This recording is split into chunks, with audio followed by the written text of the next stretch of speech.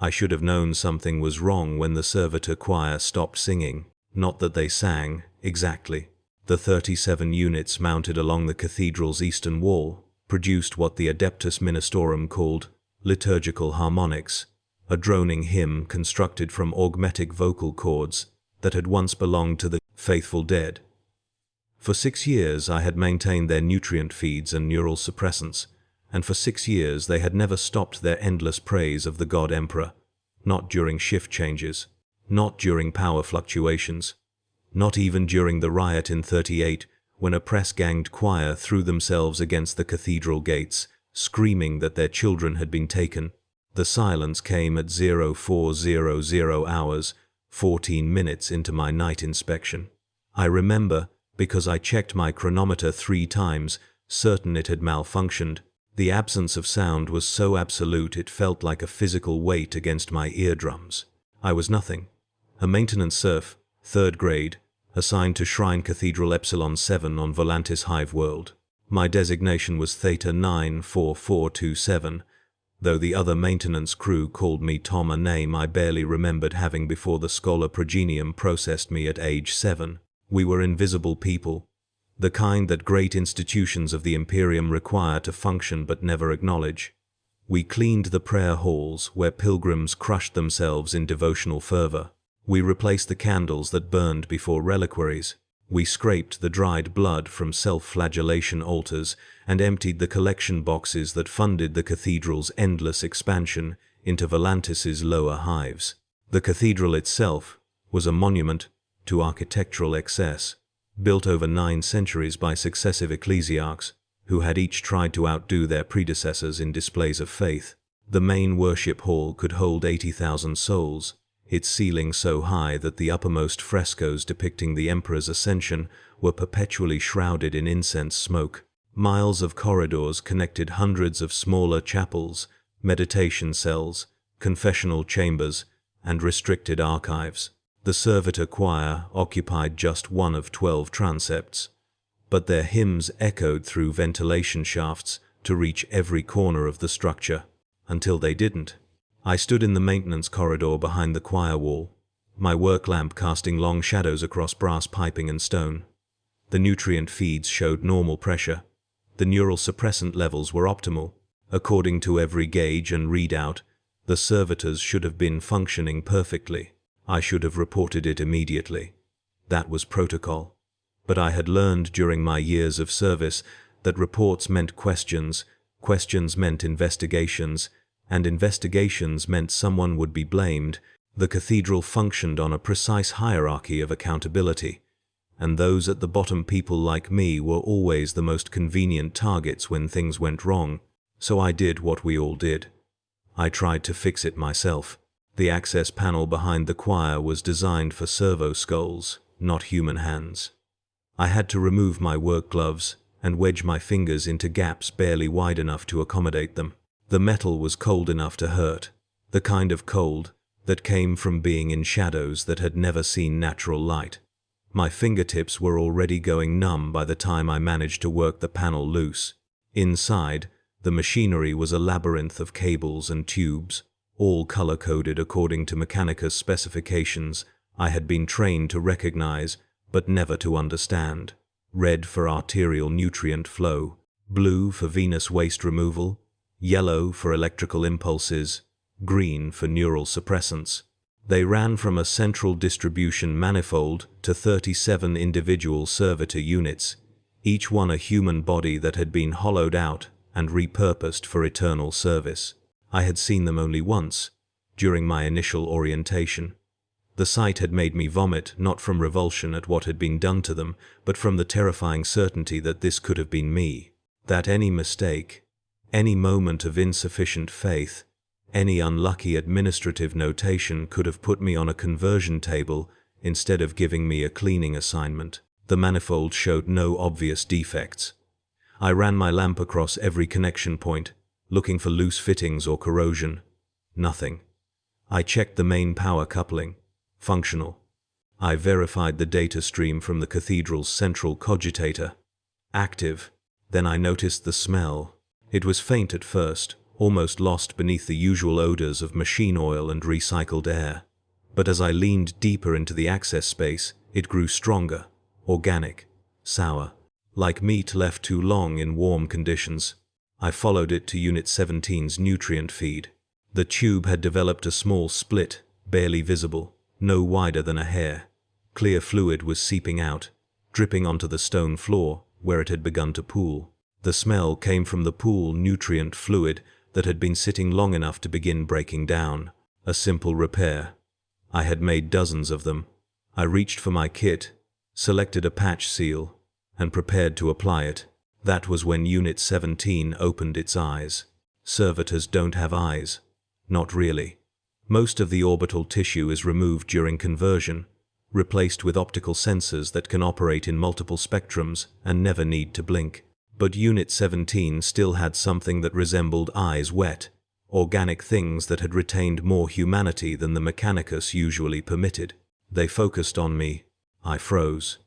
Every instruction I had ever been given about servitor maintenance was explicit.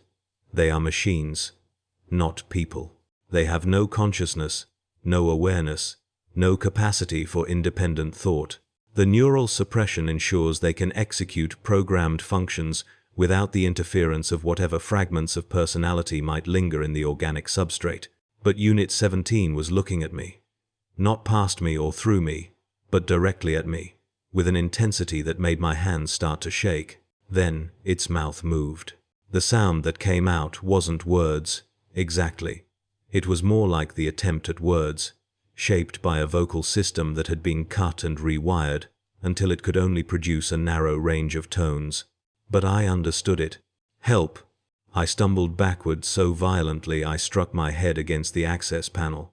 Pain flared across my skull. My lamp fell, spinning across the stone floor, casting wild shadows. When I recovered it and pointed the beam back at Unit 17, its eyes were closed again. Its mouth hung slack. The nutrient feed continued its slow drip. I told myself I had imagined it. Fatigue. The late hour. The stress of 6 years, in an environment where every surface radiated the Emperor's judgment, and found us all wanting. My hands trembled so badly it took 3 attempts to apply the patch seal. I didn't look at Unit 17 again. I closed the access panel, gathered my tools, and walked away as quickly as I could without breaking into a run. The servitor choir resumed its hymns exactly 17 minutes later. By then, I was 2 corridors away, scrubbing dried wax from a votive shrine and trying very hard not to think about what I had seen. I failed. The question followed me through the rest of my shift. What had Unit 17 been before conversion? A criminal, perhaps, paying penance through service. A debtor whose family couldn't meet its tithes. Someone who had simply been in the wrong place when the Adeptus Mechanicus needed raw materials. I had never wondered before. It had never seemed important. Servitors were tools. Useful, necessary, no more worthy of consideration than a wrench or a bucket. But now I couldn't stop seeing those eyes. I finished my shift at 0800 hours and returned to the dormitory I shared with 9 other maintenance serfs. The room was 15 feet square with walls of bare rockcrete and bunks that folded down from the walls. It smelled of unwashed bodies and the harsh soap we were issued once a month. Most of my roommates were already asleep, exhausted from their own shifts in different sections of the cathedral. I climbed into my bunk and lay staring at the ceiling, where someone had scratched prayers to the Emperor in tiny, desperate letters. I tried to pray too, but the words wouldn't come. Instead, I kept hearing that single syllable, help. I must have slept eventually, because I woke to the sound of the morning bell, a massive brass thing that hung in the central tower and rang every 6 hours to mark the canonical prayer times. Its tone was so deep I felt it more than heard it, a vibration that traveled through the entire structure and made my bones ache. My next shift wasn't until evening, which meant I had 12 hours of mandatory devotional attendance. All cathedral serfs were required to spend their off-shift time in prayer and contemplation. We filed into the lesser chapel of penitent service, a space that could hold 500 souls, but usually contained only the cathedral's support staff, cleaners, maintenance workers, kitchen serfs, administrative scribes. The truly faithful went to the main worship hall where the sermons were delivered by actual priests instead of servitor scribes reading from approved texts. I knelt on the stone floor with the others and mouthed along with prayers I had recited so many times they had lost all meaning. The words were shapes my mouth made, sounds my throat produced, nothing more. Around me, others did the same. Some wept. Some beat their chests during the passages about unworthiness and sin. A few showed signs of genuine transcendence, their eyes rolling back, their bodies shaking with what the ecclesiarchy called divine rapture, and what I privately suspected was hunger-induced delirium. The servitor scribe droned through the liturgy with mechanical precision, its voice a hollow echo of the priest it had once been. I wondered if it, too, had ever asked for help, if somewhere in the neural tissue that remained, a fragment of consciousness still screamed against what had been done to it. I realized I was staring at the servitor with the same intensity Unit 17 had used on me. I looked away quickly, focusing on the devotional text projected onto the chapel wall. The words blurred. I found myself counting the other servitors in the room instead. 6 of them, distributed along the walls, performing various maintenance functions: incense distribution, candle lighting, prayer text management, temperature regulation. How many of them still had enough organic matter to think, to remember, to suffer? The morning prayers lasted 3 hours. By the time we were dismissed, my knees had gone numb, and my bladder was painfully full. I used the communal facility's 12 stalls for 300 serfs, always reeking of chemical sanitizer that never quite masked the underlying stench, and then made my way to the refectory for the midday meal. The food was nutritionally optimized paste dispensed from wall-mounted tubes. It tasted like nothing and everything simultaneously, a flavor profile designed to be inoffensive to the maximum number of palates. We ate standing at long counters, using spoons attached to chains to prevent theft. The entire process took 15 minutes. I should have returned to the dormitory to rest before my evening shift. Instead, I found myself walking toward the cathedral's archive of service records.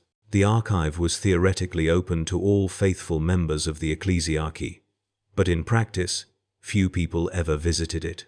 It occupied a series of vaulted chambers in one of the cathedral's oldest sections, where the ceiling was lower and the air smelled of decaying parchment and the particular kind of dust that comes from undisturbed centuries. Servo skulls drifted among the shelves, their eye lenses glowing faintly in the gloom, maintaining the endless catalogue of everyone who had ever served the cathedral in any capacity. I approached the inquiry desk, where a servitor stood motionless behind a brass counter, worn smooth by generations of hands. This one was more extensively modified than Unit 17. Its arms had been replaced with mechanical appendages designed for document retrieval, and its face had been reduced to a smooth mask with a single optical sensor. "I need a service record," I said, my voice smaller than I wanted it to be. The servitor's optical sensor rotated toward me. "Authorization." I showed my identification tattoo, the string of numbers and barcodes on my left wrist that marked me as maintenance cleared. The servitor scanned it with a red beam that made my skin itch. "Approved for own lineage records only," it said. "Specify query." I hadn't thought this through. I couldn't ask about Unit 17 directly, that would create a record of my inquiry, and I had no legitimate reason to request information about choir servitors. But there was one record I could access without raising suspicion. "My own," I said. "Theta 94427. Full service history." The servitor remained motionless for exactly 7 seconds, accessing the archive. Then one of its mechanical arms extended, reaching into the darkness between shelves with inhuman precision. It returned holding a thin file bound in cracked leather. "Theta 94427, it said, placing the file on the counter.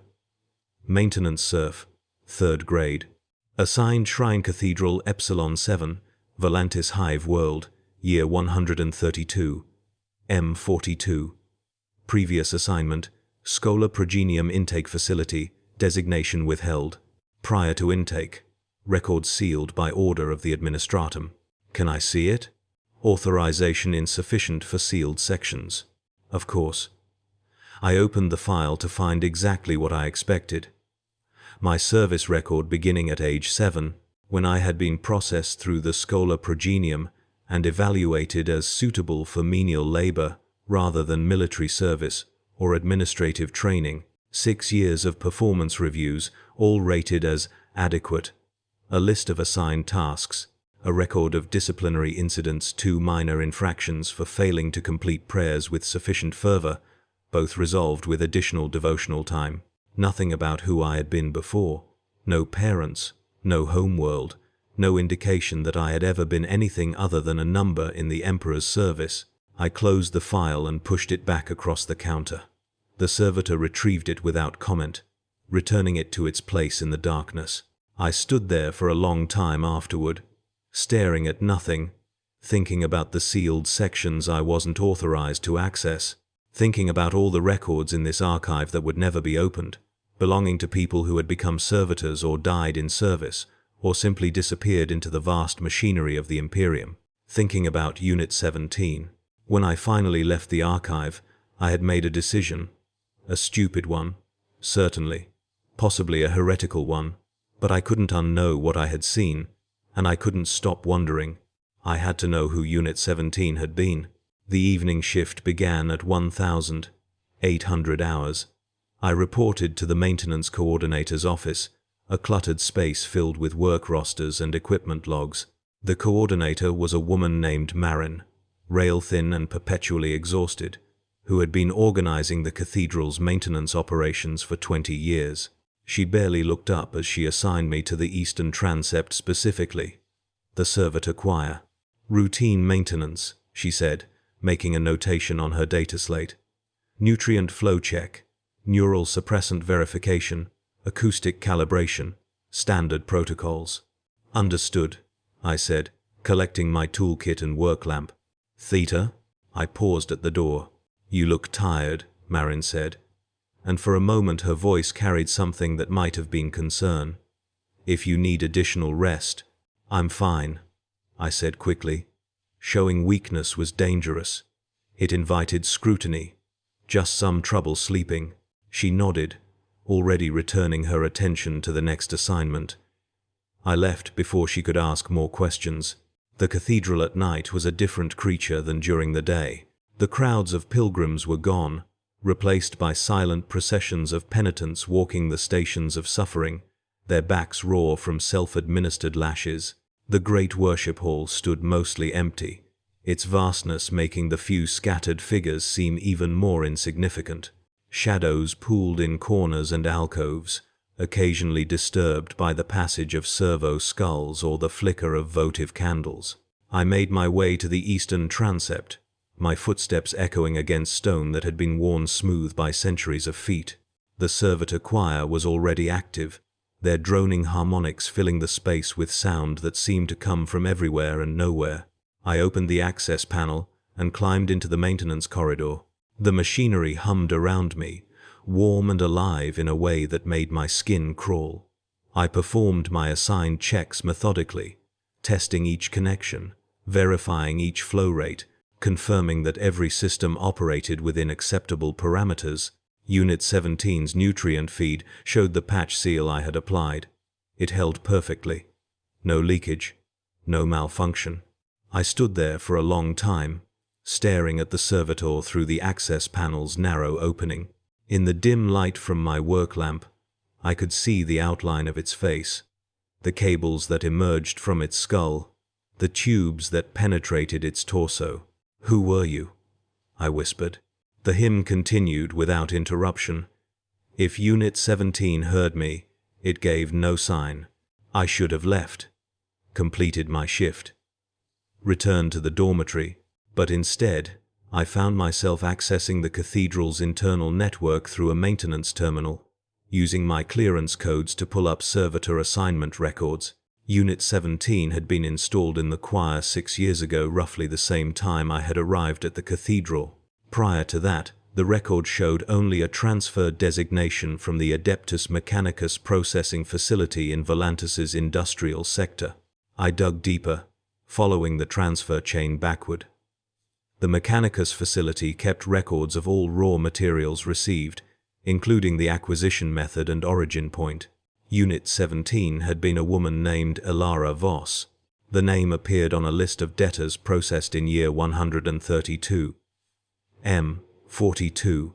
Individuals who had been unable to pay their hive tithes and were therefore remanded to the Mechanicus for conversion.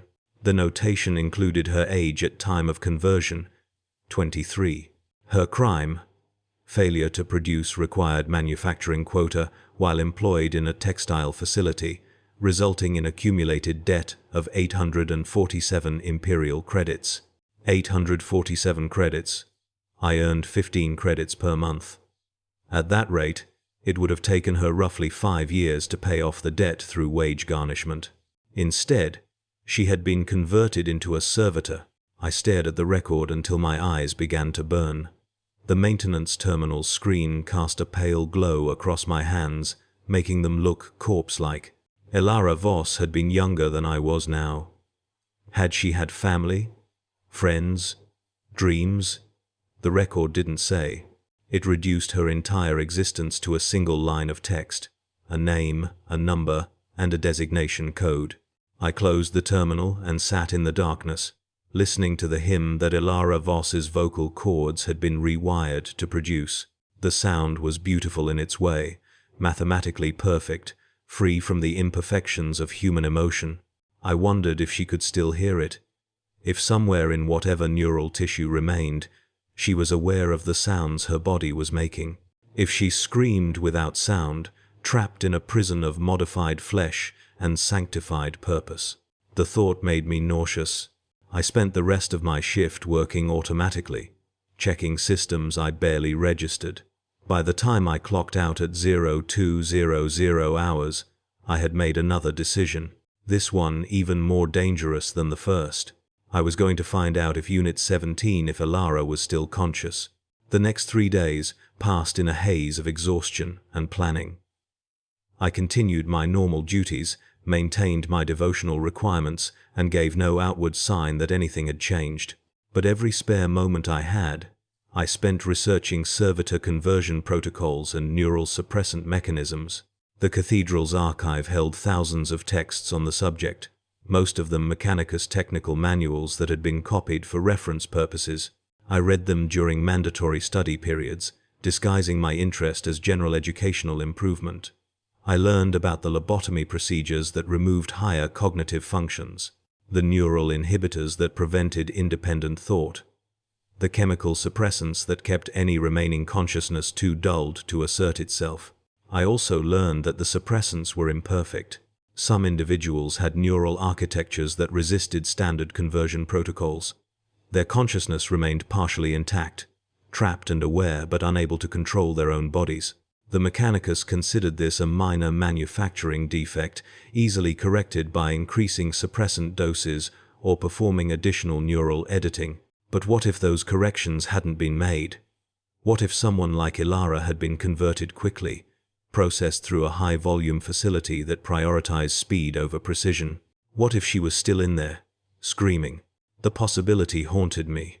I began having nightmares where I was the one being converted, feeling the drill as it entered my skull, experiencing my thoughts being peeled away layer by layer until only a core of pure terror remained, unable to scream, unable to die, unable to do anything but serve.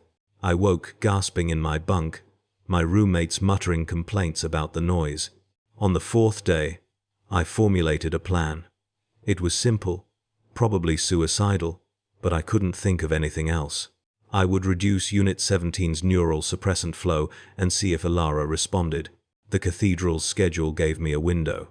Every 10th day, the servitor choir was powered down for 6 hours of deep maintenance, a procedure that allowed the Mechanicus tech priests to perform detailed diagnostics and make any necessary adjustments. During this time, all maintenance serfs were restricted from the area to prevent contamination of the sacred work. But I knew the cathedral's maintenance corridors. I knew which routes the tech priests used and which they ignored.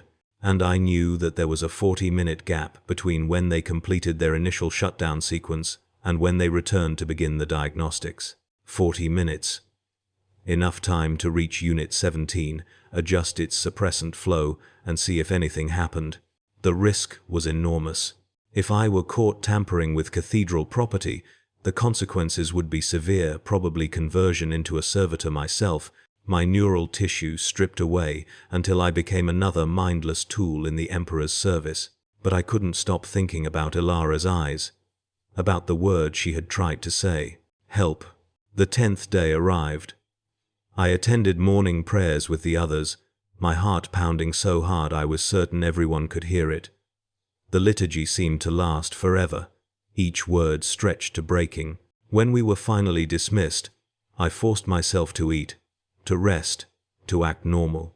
At 1,400 hours, the servitor choir was powered down. I waited in the dormitory until 14:30, then slipped out while my roommates were still sleeping. The corridors were mostly empty during this period. Most serfs used the downtime to rest or attend voluntary devotionals. I encountered only 2 other people on my way to the eastern transept, a servitor carrying a load of fresh candles, and a priest so deep in meditative trance he didn't even notice me pass. The maintenance corridor behind the choir was dark and silent. Without the constant hum of machinery, the space felt dead, like a tomb. My work lamp cast long shadows as I approached the access panel. Inside, the servitor units hung motionless in their mounting brackets, their hymn silenced. The nutrient feeds still flowed. The organic components required constant nourishment even during shutdown, but everything else was inactive. I located Unit 17's suppressant line and examined the flow regulator. It was a simple valve system, color-coded for easy adjustment. Turning it counterclockwise would reduce the flow. Turning it clockwise would increase it. My hands shook as I grasped the valve. This was the moment of decision. Once I turned this valve, there would be no pretending I had stumbled into this accidentally. This would be a deliberate act of sabotage against cathedral property, against the Adeptus Mechanicus, against the Emperor's will, as interpreted by those who claimed to speak for him. I thought about Ilara Voss, about 847 credits, about a lifetime of service reduced to a single line in a database. I turned the valve 3 complete rotations counterclockwise. Nothing happened. I don't know what I had expected. Perhaps I had imagined Unit 17 would immediately wake, would speak, would thank me for freeing her from chemical bondage. Instead, she remained exactly as she had been, motionless, silent, apparently unconscious. I waited, counting my heartbeats. The suppressant change would take time to affect her system. The chemicals needed to dissipate. The neurons needed to fire. The consciousness, if it existed, needed to surface. 5 minutes passed. Then 10. I was beginning to think I had made a terrible mistake for nothing when Unit 17's fingers twitched. It was a small movement, barely visible. But servitors in shutdown didn't move. Their motor functions were completely disabled during maintenance periods. I leaned closer, my lamp illuminating her face. Her eyes opened. They weren't the blank, sensor-equipped orbs of a standard servitor. They were human eyes, brown and wet, and filled with something I recognized as awareness. They moved, focusing on me with terrible clarity. Her mouth worked. The vocal augmetics were offline, so no sound emerged, but I could see her trying to form words. Her lips shaped them silently. Please. Help. Please. Ilara? I whispered. The recognition in her eyes intensified. She tried to nod, but the movement restraints prevented it. Her entire body began to tremble, not the mechanical vibration of malfunctioning equipment, but the organic shake of someone experiencing intense emotion. Tears formed at the corners of her eyes. I had never seen a servitor cry. "Can you hear me?" I asked. Her lips formed a single word. "Yes." "How long have you been aware?" Her expression twisted with something that might have been pain or despair, or both. Her mouth moved again, more slowly this time, struggling to communicate without sound. "Always. Always aware. Always." The horror of it hit me like a physical blow. 6 years. She had been conscious for 6 years, trapped in her own body, forced to sing praises to the Emperor while her mind screamed, unable to move except as programmed, unable to speak except to produce liturgical harmonics, unable to do anything but watch and feel and suffer. "I'm so sorry," I said, and I was crying too, tears running down my face.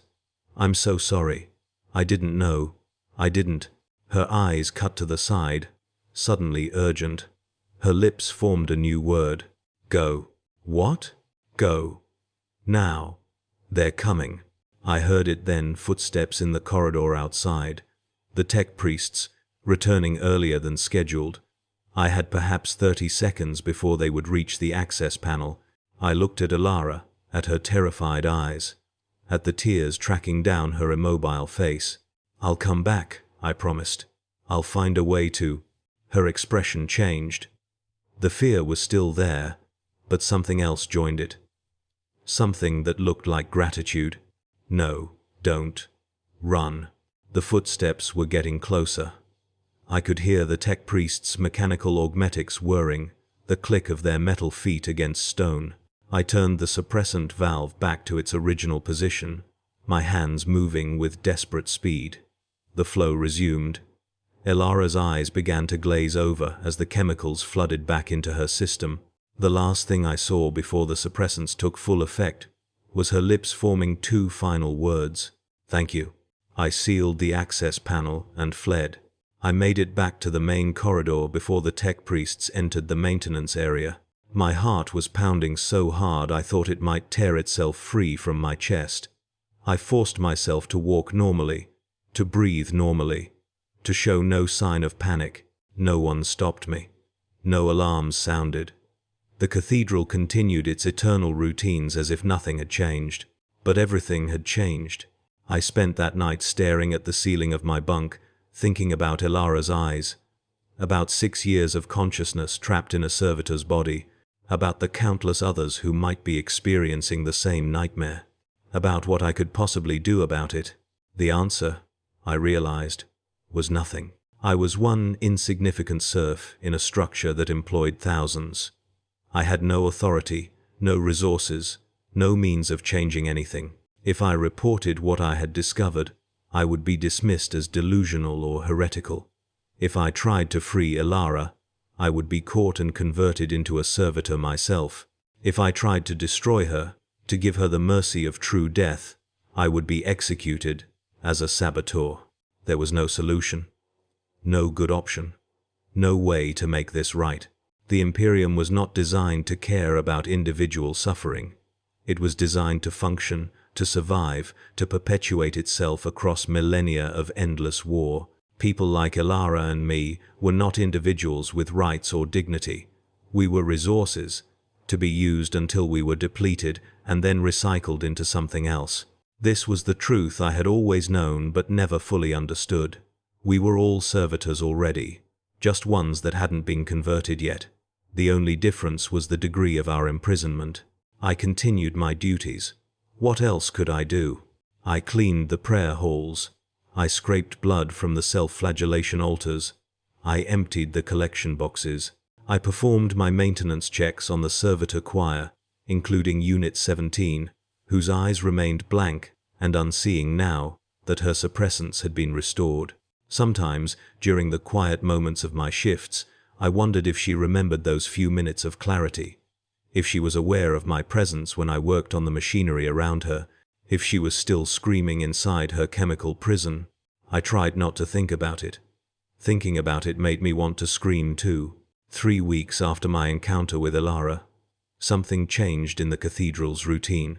It began with an announcement during morning prayers. An important visitor was coming to Shrine Cathedral Epsilon 7. A member of the Adeptus Astartes, a space marine from the Ultramarines chapter, was making a pilgrimage to inspect the cathedral's reliquaries as part of some larger mission I wasn't cleared to know about.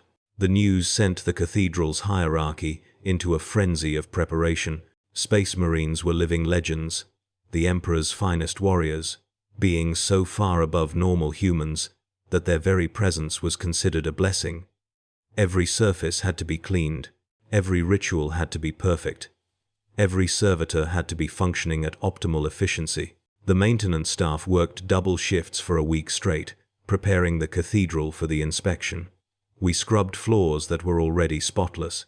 We polished brass that already gleamed. We tested and retested every system until our hands bled and our eyes burned from exhaustion. I was assigned to the servitor choir for the final inspection, tasked with ensuring that their hymns would be flawless when the Space Marine arrived. The day of the visit came. I had never seen so many people in the cathedral simultaneously. Pilgrims packed the worship halls, pressing against each other in desperate hope of glimpsing the legendary warrior. Priests and clerics gathered in their finest robes. Even the cathedral's ecclesiarch emerged from his private chambers, a wizened man I had seen perhaps twice in 6 years. I wasn't permitted in the main halls during the actual arrival. Serfs like me were restricted to the maintenance areas, kept out of sight so that we wouldn't mar the cathedral's presentation with our common presence. We listened to the ceremony through the cathedral's internal Vox system, hearing the prayers and hymns without seeing the source. When the Space Marine spoke, his voice was like nothing I had ever heard. It resonated through the Vox system with a power that seemed to bypass my ears entirely and speak directly to something deeper. Even filtered through kilometers of cable and countless relay stations, it carried an authority that made my bones vibrate. He was giving a sermon about duty and sacrifice, about the Emperor's protection of humanity, about the importance of faith in the face of a hostile galaxy. I half listened, more focused on my work. I was in the servitor choir's maintenance corridor, making final adjustments to the acoustic systems. The hymn needed to be perfect for the Space Marine's departure ceremony, which would take place in approximately 2 hours. That was when I heard footsteps in the corridor behind me. I turned, expecting to see another serf or perhaps a junior priest. Instead, I found myself looking up and up, and up at a giant in blue power armor. The Space Marine was over 8 feet tall, his armor adorned with purity seals and honor markings I couldn't begin to decipher. His face was bare, showing features that were simultaneously human and something more than human. His eyes were pale blue, cold as void ice, and they fixed on me with an intensity that made my earlier fear seem like nothing. I dropped to my knees immediately, pressing my forehead against the stone floor in the prostration ritual we had been drilled on. My mind was blank with terror. Had I done something wrong? Was this punishment for my tampering with Unit 17? Had Alara somehow reported me despite her imprisonment? "Rise," the Space Marine said. His voice in person was even more overwhelming than it had been through the Vox. It filled the entire corridor, seemed to fill my entire body. I scrambled to my feet, keeping my eyes lowered. "You maintain the servitor choir," he said. It wasn't a question. "Yes, my lord," I managed.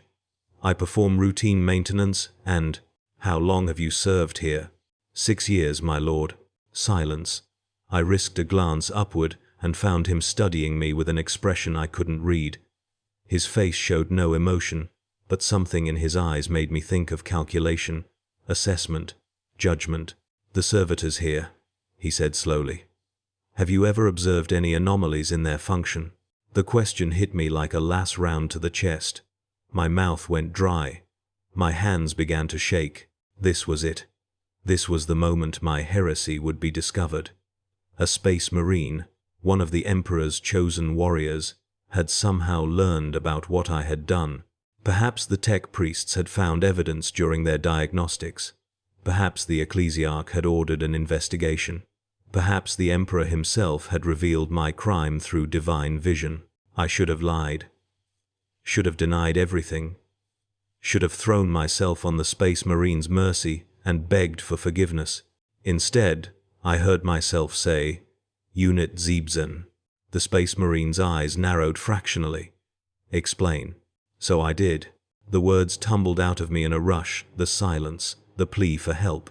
My research into Alara Voss's history, my tampering with the suppressants, everything I had discovered about her continued consciousness. I told him about the 6 years she had been aware, about the tears on her immobile face, about the gratitude in her eyes when I had given her those few minutes of clarity. I expected immediate judgment, execution, perhaps, or conversion. Space Marines were not known for mercy toward those who violated the Emperor's law, but the Space Marine merely listened, his expression unchanging, until I had finished. Then he asked a question I never anticipated. "Did you report this to the cathedral authorities?" "No, my lord." "Why not?" "Because—" I struggled to find words. "Because I knew what would happen. I would be punished, converted, probably, and nothing would change for Alara. She would continue suffering, and no one would care because servitors aren't supposed to be capable of suffering." "But you cared." "Yes." "Why?" The question was simple, but I had no simple answer. Why had I cared? Why had one servitor's plight mattered to me when I had spent 6 years ignoring thousands of them? Why had Alara's consciousness affected me when I knew that the Imperium ground up millions of lives every single day? "Because I saw her eyes," I said finally. "Because she looked at me like a person, and I couldn't pretend she wasn't." The Space Marine was silent for a long moment. Then he did something I had never seen a Space Marine do in any of the propaganda videos or devotional images I had been shown throughout my life. He nodded slowly, as if I had said something that made sense to him. "Show me Unit 17, he said. I led him to the access panel, my hands shaking as I opened it. The corridor was barely wide enough for his armored bulk, but he moved through it with surprising grace. We stood together in the cramped space, looking at the motionless servitor units. "Which one?" he asked. I pointed to Unit 17. "Alara." The Space Marine studied her for perhaps 30 seconds, his expression unreadable. Then he reached up with one massive gauntleted hand and gently, impossibly gently for something so large, touched her face. "Alara Voss," he said quietly. "Age 23 at time of conversion. Debt, 847 credits. She had a brother who died in the Imperial Guard, a mother who worked in the same textile facility. Both are dead now." I stared at him. "How do you—" "I read the same records you did," he said. "Before I came to this cathedral, I reviewed the service histories of all personnel, including servitors.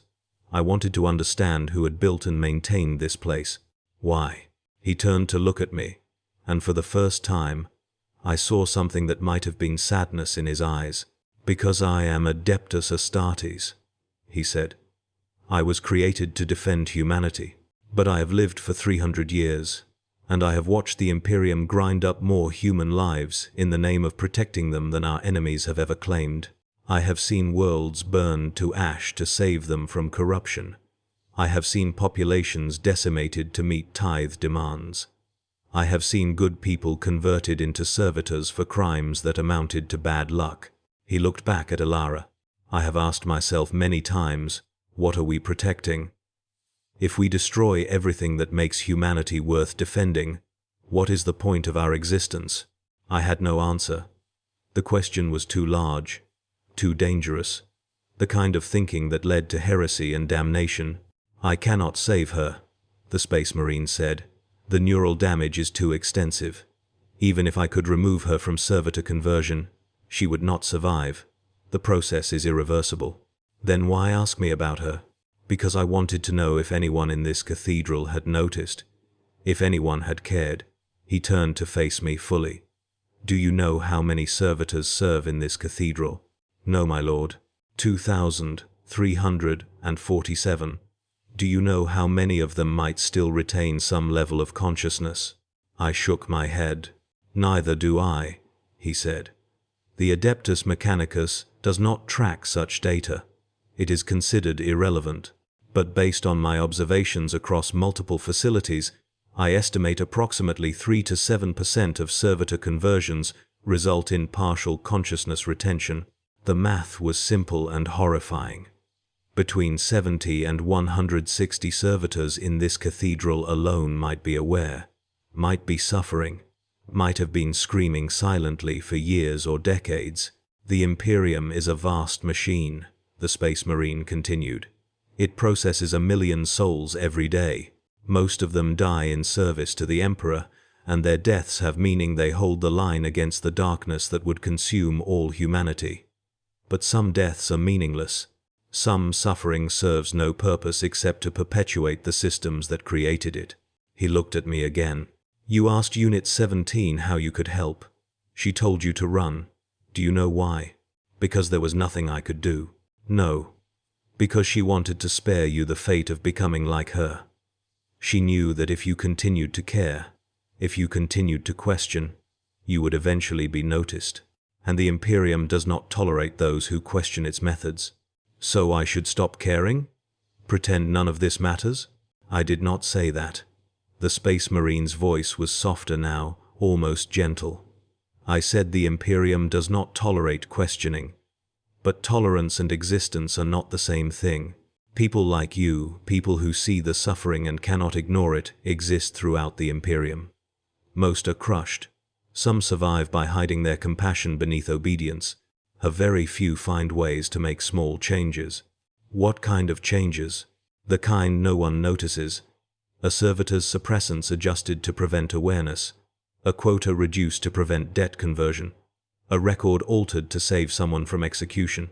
Small mercies that the machinery overlooks because it is too vast to track every detail. He reached into a pouch on his belt and removed something, a small data slate, which he pressed into my hand. This contains technical specifications for servitor neural suppressant protocols, he said. If implemented correctly, they prevent consciousness retention during conversion. They also work retroactively. If you were to begin implementing these protocols during your maintenance shifts, Elara Voss would lose awareness within approximately 6 weeks. She would cease to suffer. I looked down at the data slate, then back at him. You're asking me to kill her. I am giving you a choice, he said. You can let her remain aware, trapped in eternal torment, hoping that somehow the universe will provide a miracle. Or you can give her the mercy of true unconsciousness, not death, but the absence of suffering. Why not just destroy her? Give her actual death? Because that would be noticed. A servitor destroyed is an asset lost, an investigation opened. But a servitor whose suppressant protocols are quietly optimized? That is normal maintenance. Expected. Unremarkable. The data slate felt impossibly heavy in my hand. Why are you doing this? I asked. Why do you care about one servitor? You said yourself there are hundreds more just in this cathedral. Millions across the Imperium. Because I cannot save millions, the Space Marine said. But you can save one. And perhaps, over time, you can save more. The Imperium's machinery is too vast for any individual to change. But it is made up of individuals making choices. Each choice matters, even if no one sees it but the person making it. He turned to leave, his armor barely fitting through the corridor. One more thing, he said, pausing at the exit. Your service record shows 2 infractions for insufficient devotional fervor. I am adding a commendation for exceptional dedication to maintenance duties. It should protect you from additional scrutiny, at least for a time. Why would you do that? Because you asked a servitor who she was. Because when she told you to run, you came back anyway. Because the Imperium needs people who cannot stop caring, even when caring leads to suffering. He left. I stood in the maintenance corridor, holding the data slate, listening to Elara's unconscious breathing. I could have destroyed the data slate, could have continued her suffering, telling myself that keeping her aware was somehow more merciful than taking that awareness away. Could have reported the Space Marine's visit and his dangerous questions. Instead, I began implementing the protocols that night. It took 6 weeks, exactly as the Space Marine had predicted. I made tiny adjustments during each maintenance shift, incremental changes that would be invisible to anyone who wasn't specifically looking for them. Elara's suppressant levels gradually increased, carefully calibrated to prevent consciousness while maintaining all servitor functions. I never saw her eyes open again. Never saw recognition or awareness or pain. I told myself it was mercy. That I had given her the peace she could not achieve any other way. I'm still not sure if I was right. The Space Marines commendation protected me as promised. My service record now showed me as an exemplary serf, dedicated and reliable. The cathedral's administration stopped watching me closely. I became invisible again. Just another number in the machinery. I used that invisibility. Over the next 3 years, I implemented the Space Marines protocols on every servitor I could access. Not just the choir, but the maintenance units, the clerical servitors, the combat servitors that guarded the cathedral's restricted areas. Hundreds of them. Each adjustment carefully calculated to prevent detection while ensuring that if any consciousness remained, it would be gently, permanently suppressed. I don't know if I saved anyone. I don't know if any of them were still aware. I don't even know if what I did was right. But I know that a Space Marine once asked me a question, and that question changed everything. He asked, "Have you observed any anomalies?" What he was really asking was, "Do you see the suffering? Do you care? Will you do something about it?" I did. I do. I will. The Imperium is a machine that processes 1 million souls every day. Most of those souls die in ways that have meaning. Some don't.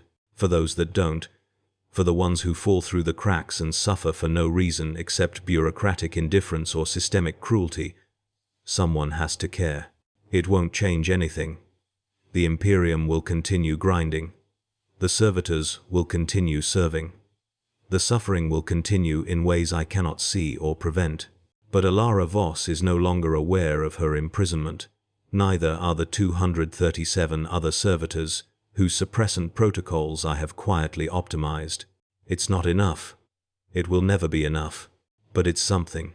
And sometimes, in the darkness of my bunk, listening to my roommates breathe in their sleep, I think about the Space Marines' words.